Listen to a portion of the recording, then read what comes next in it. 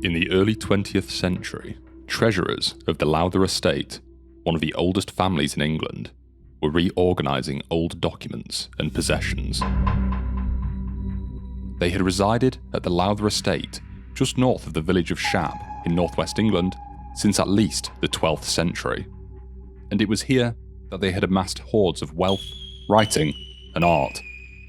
Reports are scant, but it is thought that while reorganising their art collection, a curious watercolor painting resurfaced. This painting by Lady Lowther has never been scanned or photographed in any high quality. The best we have is this grainy cropped image from the 1990s. These images here are low quality reproductions, sketched from memory or by quick reference. Contacting people from the estate, I have never been able to secure access to the original, and as far as I'm aware, it is a travesty that it's locked away. Come on, if you can try to sell a mountain, you can sell an obscure watercolour. But I digress. The village of Shap is a distinctive place with a distinctive name. It has been understood in numerous ways, but 18th century explorers to the region believed it originated from cartographers misinterpreting the local pronunciation of the word heap, meaning a pile of stones. From heap to Hjep to Shap. If you've watched the film With Nail and I, set just outside the village, you may see how this could translate. I can bring you some logs up later, but I've got the cows and that to feed first. What this alludes to is nothing short of amazing. Take this description in William Camden's 1607 Britannia as an example. There be huge stones in the form of pyramids, some 9 foot high and 14 foot thick, ranged directly, as it were, in a row for a mile in length. Another account, this time by William Stukeley in 1725, was extra detailed. It reads as follows. This avenue is 70 foot broad, composed of very large stones, set at equal intervals. It seems to be closed at this end. Though its journey be northward, it makes a very large curve, or very arc of a circle, as those at Avebury.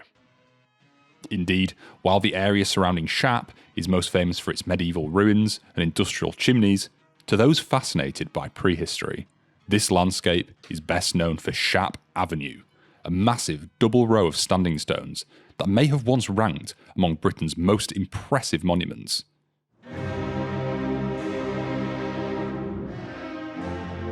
So far, 7 burial mounds, 2 ancient settlements and 11 stone circles have been identified in the area surrounding Shap. A good option for anyone wanting to visit this site is to walk from the village centre up to what's known as White Raise, the site of a large round cairn. From this hill, you can see the majority of the Eden Valley and envision just how incredible this place was during prehistory. Once a colossal stone avenue, Shap Avenue is speculated to have comprised at least 150 megaliths, arranged in 2 parallel rows of standing stones over the length of several miles.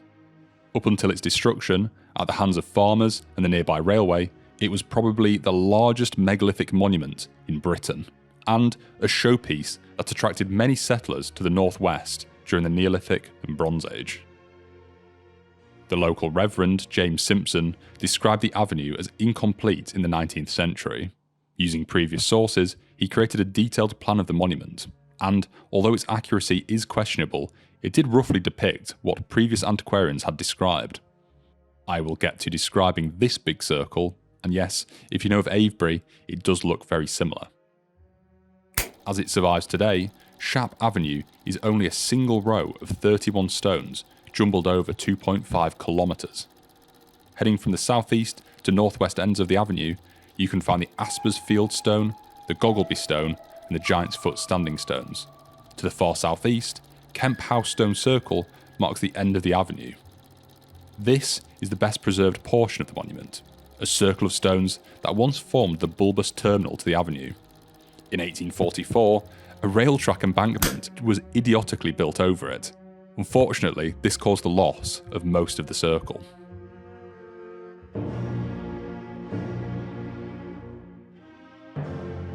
Stone rows are linear arrangements of standing stones erected during the late Neolithic and early Bronze Age periods across Europe. They are typically situated in open, often elevated moorland landscapes and can vary in length and complexity. The stones themselves exhibit diverse sizes and shapes, sometimes being arranged in patterns or gradients. Stone rows are particularly prevalent in regions such as Great Britain, Ireland, and Brittany in France, although they are found in other parts of Europe as well. Some notable concentrations include Cornwall and the Isles of Scilly, Cork and County Kerry, and France, where vast early stone rows are found. You meet me in the ditch beside a stone row here in the North York Moors. You can't currently see it because I'm in it, hiding from the wind, so I can actually scrape some audio from this visit. Everybody, you meet me in the North York Moors today.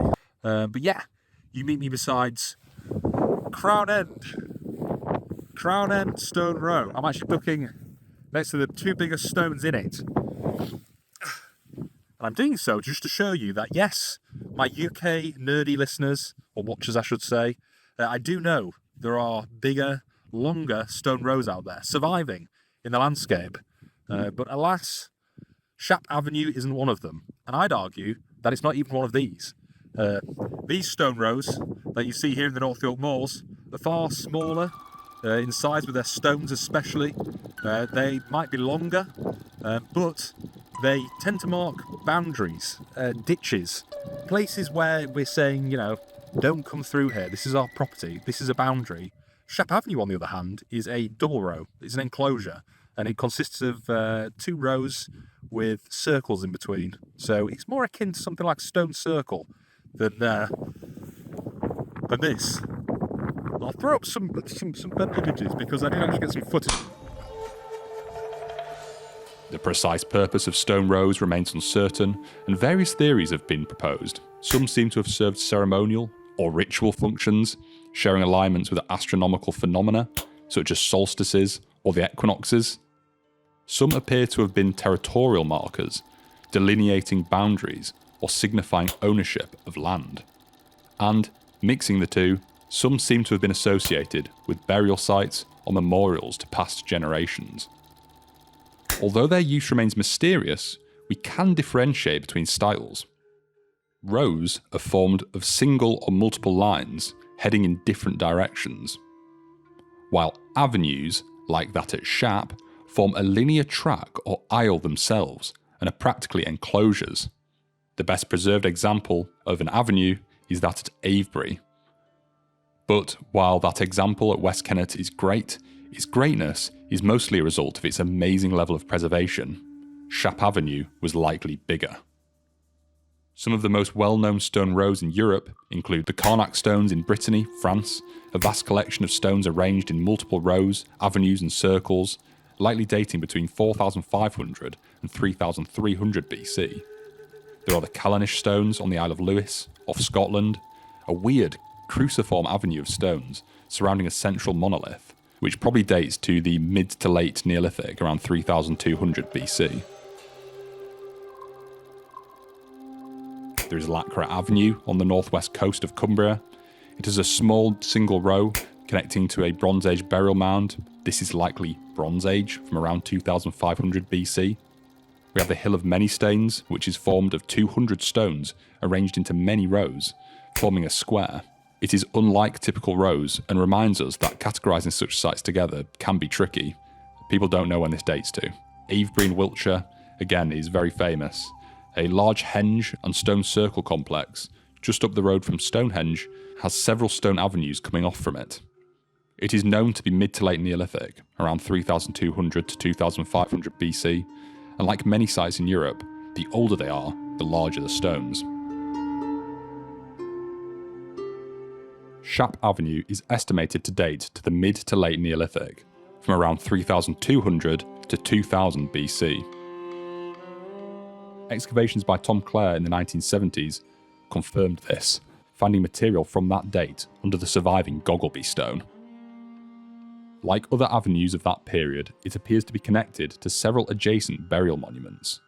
Skillor Hill, a large round barrow, is believed by some to be the focal point of the avenue.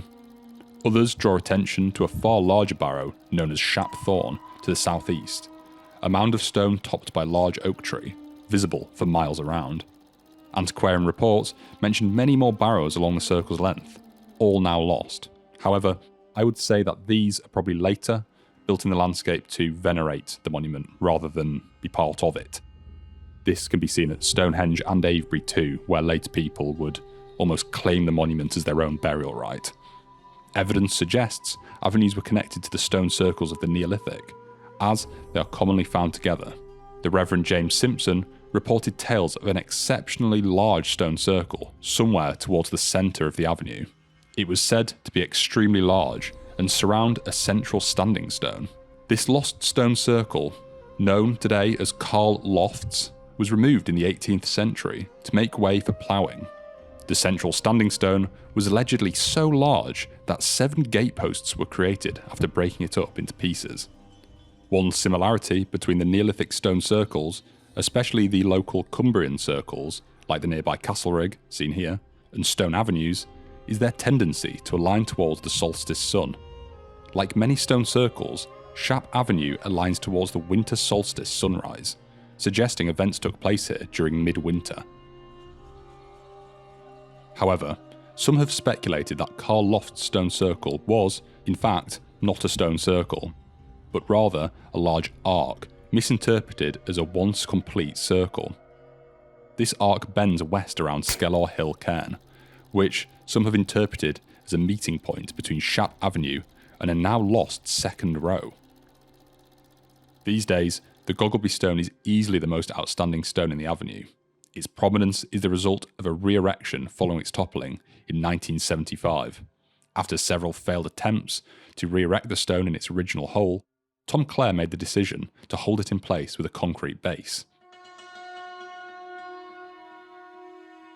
From the Goggleby stone, you can gaze northwest towards the Aspers Field stone, another megalith secured in place with concrete. On its top is a cup and ring mark, the clearest example of such a motif in the Lake District. Unlike nearby carvings at Langdale, Grasmere or Patterdale, this cup and ring design does not share any distinct similarities to motifs found in Irish passage tombs. See my video here for details. Cup and ring marks like this are far more prevalent to the east, in Yorkshire and Northumberland, over the Pennines, a big row of hills that splits northern England in half. The question of how far and in what direction the avenue led is still debated to this day. Possible directions include the nearby Gunnerkeld to the north, or as far as Penrith, where you can find several standing stones curiously just on their own. Some also argue in favour of Mord Divock being the avenue's destination, since it sits northwest of Shap, the direction in which the avenue currently points. Importantly, if I just flash up my Google Maps here, you can see something almost ludicrous. Almost all the monuments in this area align to the avenue, from the northwest to the northeast, so whatever was happening here, it sits on this alignment.